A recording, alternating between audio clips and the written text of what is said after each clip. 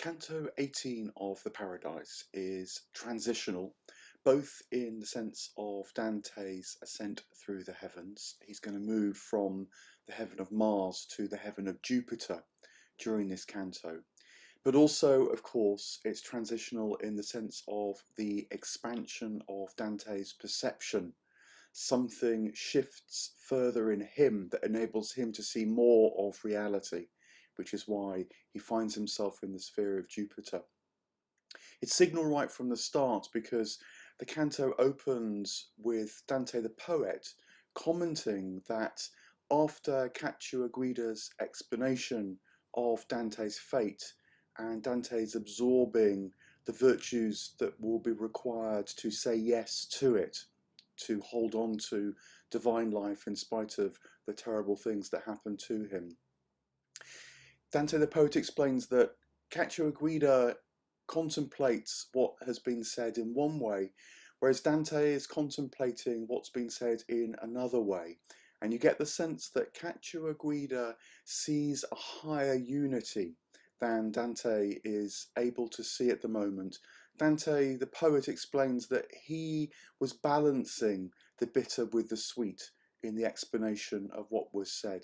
He was holding on to the difficult things and the more benign things as if they might kind of cancel each other out and it might be possible to find a way forward. And that's one way of doing it, trying to hold on to what's good in the midst of what's bad. But Cacciaguida is contemplating things at another level. Remember, he's already talked about how divine omniscience is like viewing from a high cliff point, whereas in mortal life it feels like we're navigating the river down in the valley beneath, full of contingencies and obstacles and things to calculate and work out.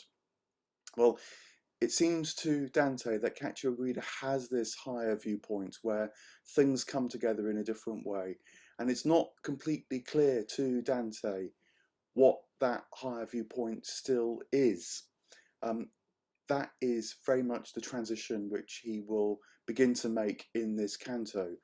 And Beatrice notices that Dante is still stuck on his balancing out, the bitter with the sweet, and says, no, no, contemplate higher things, look at me.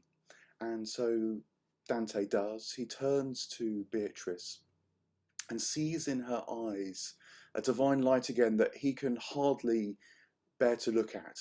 He realizes that in her eyes is reflected the light of the one, of the divine, where all things do indeed come together, where they hang together with a profound unity. He says so that all his longings ceased when he looked into Beatrice's eyes, just momentarily. He got a glimpse of what he will become capable of. And I think that we get a sense of that perhaps when things come together in life in a way that we wouldn't have anticipated when we were going through the middle of it. There are kinds of suffering that when they are unfolding, when someone is lost to us in a death, it can seem like it will never come to an end, that the pain will never cease, that there can't possibly be a new kind of reality to us after such an experience. And yet, with time, maybe even in moments, it's as if a vertical movement becomes possible to us, and we maybe just for an instant or then for a longer settled period of time move to a different reality where what we have and what is lost actually comes together and can be held in our hearts so that it becomes a new reality for us, and actually in that moment takes us to a new dimension of being where the vicissitudes of time matter not less, but they matter in a way because they have transported us to something that's different when we see life more in the round. I think that the arts do this. If you think of a great symphony with its different movements, its different moods, and yet at the end it feels like we've been told a whole story that comes together into a satisfying whole.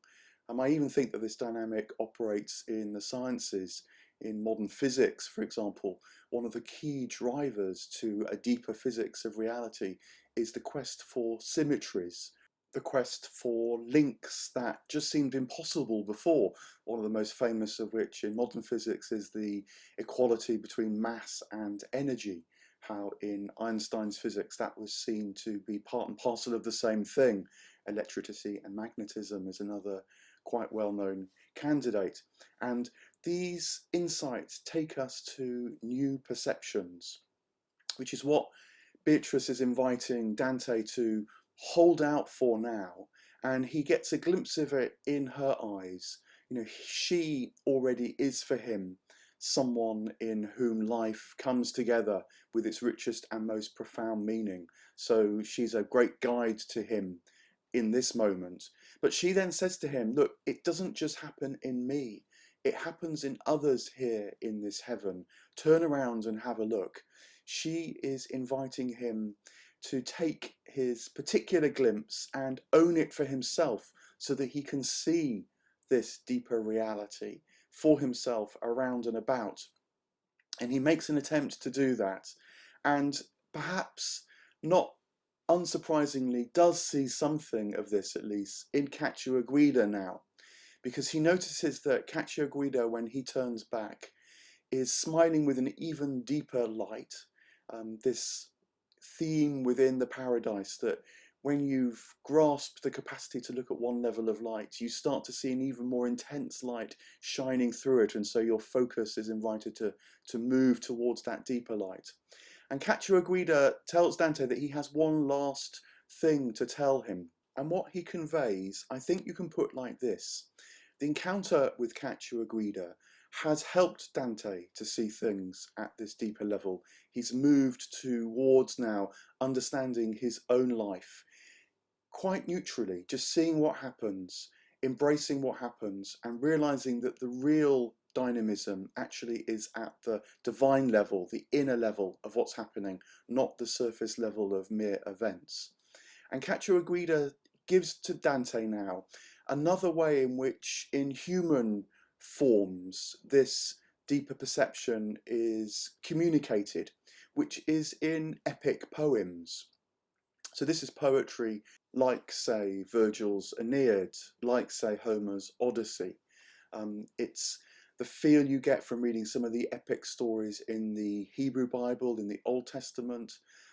It's the way that the gospel story can be read as a story that has its tragic moments, its moments of illumination, its joyful moments. But there's something about receiving it in the round that gives the deepest truth of the story of Jesus. And similarly too, Dante himself is trying to give us a story that can be read canto by canto, the details, the characters can be focused on.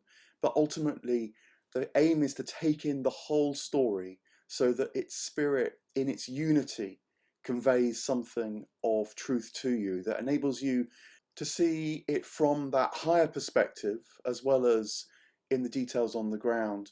But also that enables you to work with it, to make something of it in your own story, in your own life. It can become part of your own capacities for discernment and sight. And Cacciaguida now says to Dante, I'm going to show you some of the characters here in the sphere of Mars who have themselves been part of epic tales. And there are 9 individuals in total, in fact, and they include characters from the Hebrew Bible, particularly Joshua, who was so central to the people of Israel moving into the land of Canaan and taking Jerusalem. It includes Charlemagne and Roland from the earlier part of the medieval period, who too became the subject of great epic tales. And then it includes characters from Cacciaguida's own time who were involved in the Crusades. And I think the point about these tales is, as Cacciaguida had been encouraging Dante to tell the tale of his life, is to see them in the round. You know, the tale of Joshua's conquest of Canaan can be read as one of actual terrible genocide. And the falls of the walls of Jerusalem were a terrible incident. But the aim here is just to see things on earth as they happen. This is the higher perspective.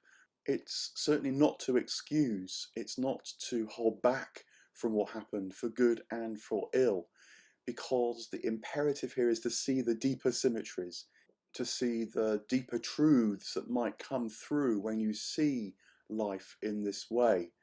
It's what epics can do. It's why we still read Homer's Odyssey, and because we feel it communicates something from the inside of life itself to us by reading of these tales time and time again, and fosters virtues, capacities in us that enable us to embrace life in a different way. So Dante sees darting across the cross of the sphere of Mars these characters, and the final one he sees is Cacciaguida himself, who moves back into the cross from whence he'd come. And of course he, in his story that connects directly to Dante's story, directly personalizes this experience for Dante. It means that he can connect it immediately to his own life. Although he's not quite sure what to do with this further revelation now. He's even a poet of great epic, or will become a poet of great epics, of course. And he turns to Beatrice once more and says, what am I supposed to do with this new sight? I can begin to glimpse it, I can begin to understand it. But even as he turns back to Beatrice, she has changed, and she is already leading him into this new sphere of Jupiter. I think this is the way this kind of revelation actually works, that we feel ourselves moving to a threshold, to the cusp of a new perception of things, and wonder, how are we going to work this out? What are we going to do about it? But actually, if we stay open to the energy of that transformation, it will itself lead us into a new experience given time. It's the operation of grace, would be the more traditional Christian way of putting it, that draws us into a new perception when we allow ourselves to be open to its dynamic. And of course, Dante is supremely open to where Beatrice will take him. And she does so now. Her face changes. Dante describes it as like watching someone who momentarily blushes and then their complexion clears.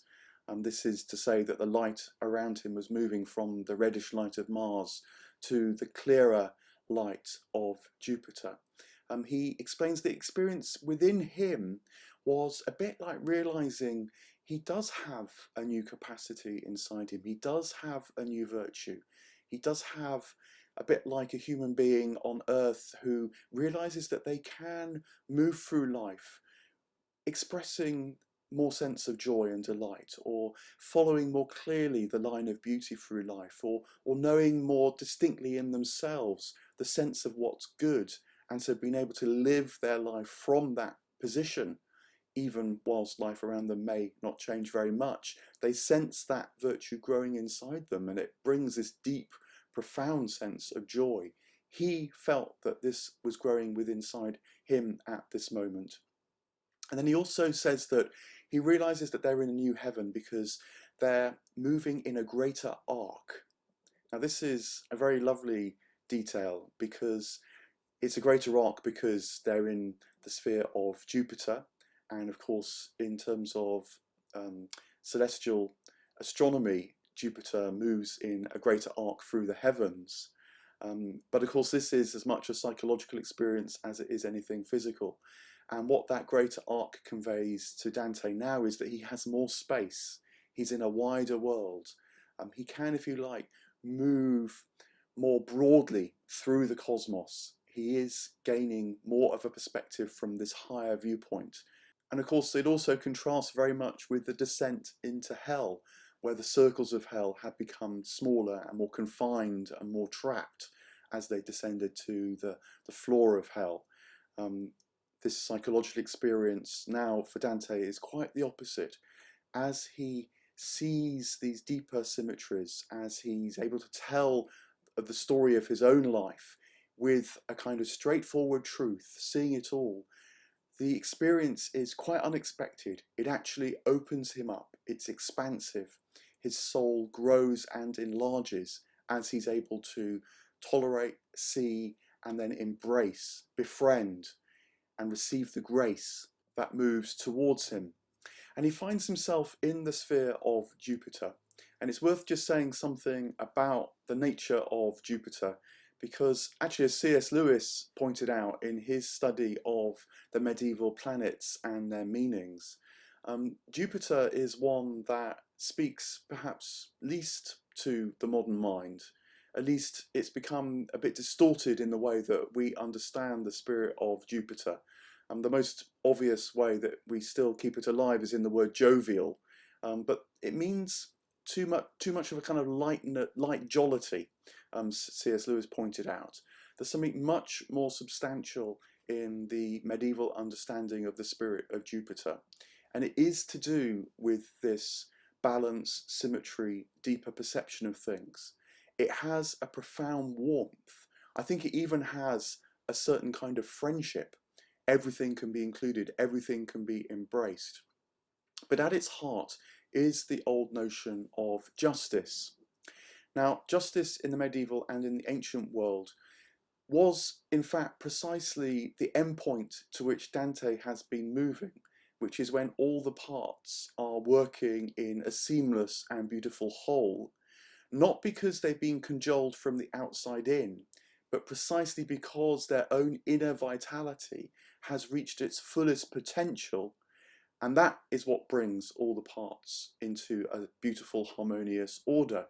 That was the sense of justice. It's why in the Republic, say, Plato can talk about the just soul. Now, at one level, that does mean the soul who can see the world clearly, can see the good, the beautiful, and the true, and make those kind of discernments. But the reason why the soul can do that is because its different parts, its nous, its mind, its thumos, its passion, its eros, its desire, all the parts that make us up have become fully developed, fully expressed, fully understood. And in that fullness, the coming together occurs. So that's why ancient Greek philosophy, particularly in Plato, was about developing ourselves as the fundamental prerequisite to building a just society. Plato realized that it's very second best to think that justice can be imposed from without, which of course is how it's most usually thought of today. When you want justice, you go to an external authority like a law court and have justice decided, and it's always some kind of failure. It's never perfect, and certainly in the British justice system, it's why the Queen is said to represent the authority of justice, because in a way she's a symbol of justice that can never quite be realised here on earth, but she holds the possibility of perfect justice being given in her very person. Well, that's one way of doing it, but Dante here is beginning to realise that actually justice is found within each and every person. That is the divine sense, which is almost impossible to understand from the mundane earthly vantage, which comes through in the second half now of Canto 18. Because Dante has a vision of this divine justice, and he calls on the divine muse to help him find the words to express it. It's right at the edge of his perception and understanding. But what he sees, what's given to him, is an image of the lights in Jupiter, in this new sphere, moving around like birds in the sky. They're full of life, they're full of vitality. It looks a bit like a murmuration, I think, but a light, dazzling, beautiful, angelic murmuration. Also with the difference that rather than the individual spirits being seen to move as if they were one, as if they were kind of regimented or gathered up into an inner dynamic that possessed them, Dante realizes that these Jupiter birds are moving because they are in full possession of themselves. They're moving from their own interiority, their own dynamic and understanding without. And yet they form something that makes sense of the whole. And Dante sees this because he realizes that as these spirits are moving with this self-possession, they form letters in the sky before him. And he describes it in some details. He kind of, in the poetry, makes us wait to see what letters are going to be formed and then what words will be formed with the letters. But in Latin, it's spelt out eventually in the sky before him, the phrase, "Love justice, you who judge the earth." And it's the first sentence from the book of the Wisdom of Solomon. And it's a clarion call from the heavens to those on earth, and indeed to Dante now, to hold on to the sense of justice which you have, but feel free to move beyond it, to see whether you can love heavenly justice, desire a higher justice, and so let go of what you thought justice was, to move into this higher perception. To put it another way, Dante sees written before him, quite literally, how when the individual soul develops to its fullest extent and harmonizes within itself because it said yes fully and completely to life, those souls work together to produce a coherent yes to life itself, in the words, in this case, in the sphere of Jupiter, "Love justice, you who judge the earth." But it doesn't stop there, because Dante realizes that the final word, which is terram, earth, the final M of that word starts to change and shape and develop all the more. This dynamic is never ending. There's always more to be seen with this heavenly justice. It's never final. And what happens is that if you imagine the middle stroke of the M, it extends upwards. And as it extends upwards, and then the two outer strokes of the M fall downwards, Dante begins to see an eagle appearing, an eagle shape forming as more and more souls stream down. They cascade down from the highest Imperium to show Dante this vision here in Jupiter. And he sees the justice eagle forming before him. And it's tremendous. He doesn't know quite what it means yet here in Canto 18. He's overwhelmed with the vision of it. He spends a few tercets describing its glory, the sparkling lights, the new quality of this experience of reality here in Jupiter. Him being drawn towards it, feeling this new symmetry, this new harmony, this new possibility opening up from within him. But he actually ends the canto by speaking to those who administer justice on earth, in a way as the souls had been inviting him to do. And it ends with a very strong condemnation of the Pope, and the commentators think it was Pope John the 22nd, because the justice that the Pope, that the Church was delivering, is precisely the opposite of the justice of heaven, even as it delivered it in the name of heaven. And the reason was because the papal justice was about cancelling people. It was about cancelling experiences. It's about excommunicating what the Church doesn't like. It's precisely the opposite dynamic of trying to embrace and include even the most difficult things in life. And even worse was that these excommunications could be bought with money. It's not just a complete failure to see the notion of heavenly justice, which is about bringing in. It's also a perversion and corruption of a presumed idea of justice, because it can be bought. And so we're led with a sense at the end of Canto 18 of how justice moves from the very lowest point that Dante could see in his time, which is a kind of cancel culture that tries to make pure by excluding, by trying to write out of history, with all the failure that that will lead, because of course that which is excluded, its energy doesn't go anywhere, it just returns, and it perhaps returns in even worse forms. And so that approach to trying to see life and to see its deeper symmetries is very likely to spiral down and down and down, and leads to the opposite sense that Dante here in the sphere of Jupiter is beginning to come to terms with, beginning to be able to take into his own person, which is that when everything is included, when everything is seen from this higher and higher viewpoint that the very effort of inclusion enables, something starts to appear that he had never previously conceived might be possible.